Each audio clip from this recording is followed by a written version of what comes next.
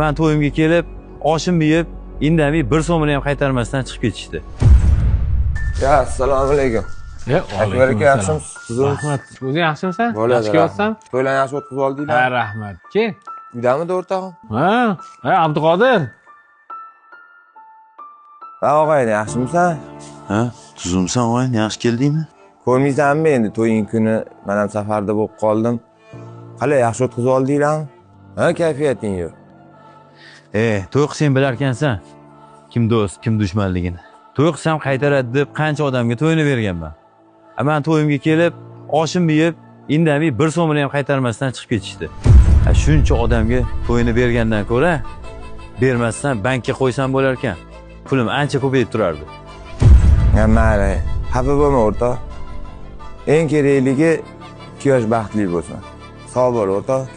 Oka gaplashamiz. Ha, o'tir. Sog' bo'l. Rahmat. Abduqodir. Hozir o'rtog'ingni noqulay ahvolga solib qo'yganini bildingmi? To'g'risida aka, qiz uzatganda borib $200 to'yini berganman. Men to'y qilayotganda o'zi yo'q bo'lib qoldi. To'yim o'tgandan keyin hech narsa bo'lmaganda kulib tirjayib kirib kelishini qarang. Oldinlari to'ylarni qiynalgan oilalarga berishgan. Kam ko'stlik ishlatsin, yordam bo'lsin deb. Hech kim to'ylarni qarz sifatida qaytarishni o'ylab bermagan. Agar bunaqa minnat qiladigan bo'lsang, yaxshisi bermaganing yaxshi. Bermayman hech kimga to'yini. Adasi, uzr, bu o'rtog'ingizni ko'rib esimga tushdi. To'ydan 2 kun oldin siz yo'g'ingizda to'yini deb $200 tashab ketdilar. Shuni voqliroq aytmaysanmi?